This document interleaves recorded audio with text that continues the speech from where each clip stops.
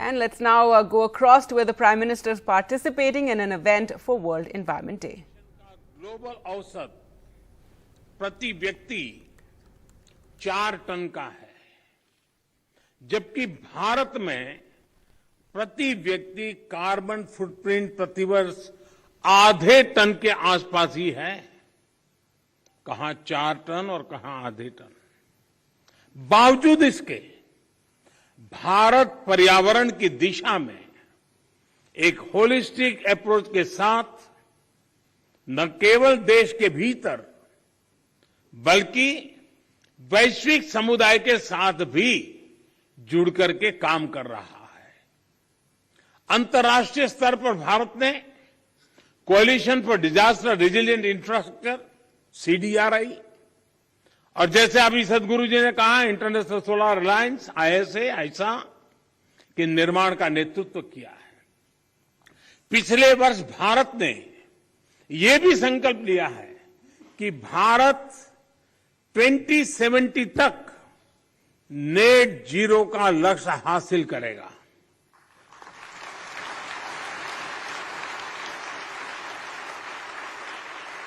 साथियों, मिट्टी या ये भूमि हमारे लिए पंच तत्वों में से एक है। हम माटी को गर्व के साथ अपने माथे से लगाते हैं। इसी में गिरते हुए खेलते हुए हम बड़े होते हैं। माटी के सम्मान में कोई कमी नहीं है।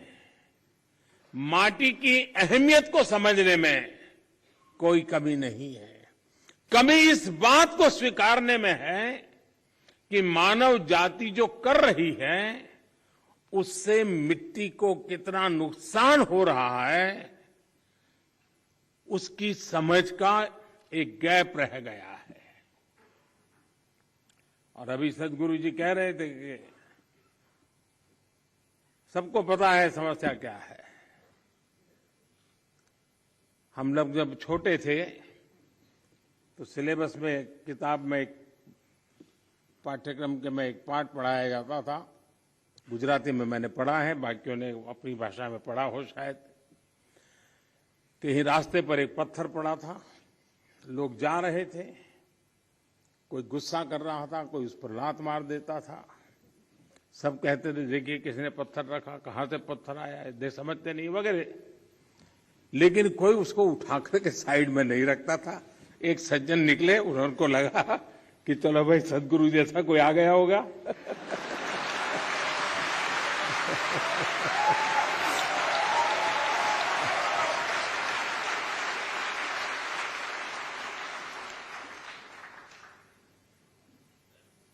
हमारे यहां युधिष्ठिर और दुर्योधन के भेद की जब चर्चा होती है तो दुर्योधन के विषय में जब कहा जाता है तो यही कहता है कि जाना भी धर्म न च में प्रवृत्ति।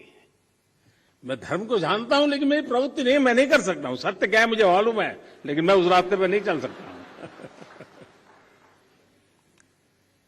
तो समाज में जब ऐसी प्रवृत्ति बढ़ जाती है तो ऐसा संकट आता है तो एक सामूहिक अभियान से समस्याओं के समाधान के लिए रास्ते खोजने होते हैं। मुझे खुशी है कि बीते 8 वर्षों में देश ने मिट्टी को जीवंत बनाए रखने के लिए निरंतर काम किया है। मिट्टी को बचाने के लिए हमने 5 प्रमुख बातों पर फोकस किया है।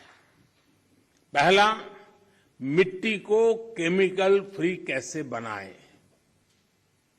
दूसरा, मिट्टी में जो जीव रहते हैं जिन्हें तकनीकी भाषा में आप लोग सॉइल ऑर्गेनिक मैटर कहते हैं, उन्हें कैसे बचाएं।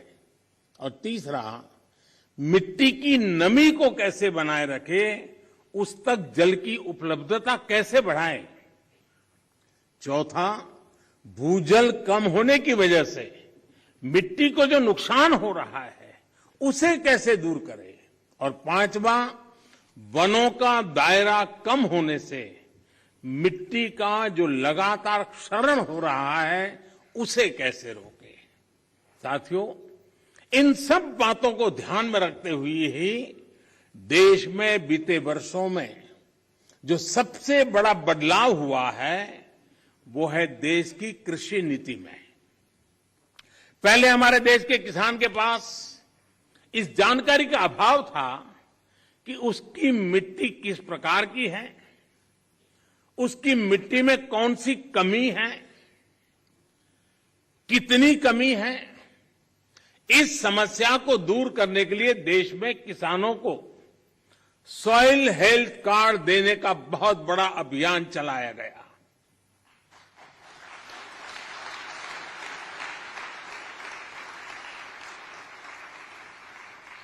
अगर हम किसी को मनुष्य को हेल्थ कार्ड दें ना तो भी अखबार में हेडलाइन बन जाएगी कि मोदी सरकार ने कुछ अच्छा काम किया।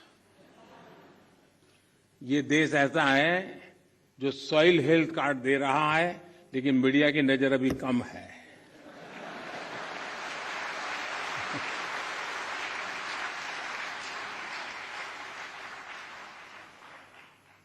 पूरे देश में 22 करोड़ से ज्यादा सॉइल हेल्थ कार्ड किसानों को दिए गए, और सिर्फ कार्ड ही नहीं दिए बल्कि देश भर में सॉइल टेस्टिंग से जुड़ा एक बहुत बड़ा नेटवर्क भी तैयार हुआ है। आज देश के करोड़ों किसान सॉइल हेल्थ कार्ड से मिली जानकारी के आधार पर फर्टिलाइजर्स और माइक्रो न्यूट्रिएंट्स का उपयोग कर रहे हैं। इससे किसानों को लागत में 8 से 10% की बचत हुई है और उपज में 5 से 6% की बढ़ोतरी देखी गई है। यानी जब मिट्टी स्वस्थ हो रही है, तो उत्पाद भी बढ़ रहा है। मिट्टी को लाभ पहुंचाने में यूरिया की 100% नीम कोटिंग ने भी बहुत फायदा पहुंचाया है।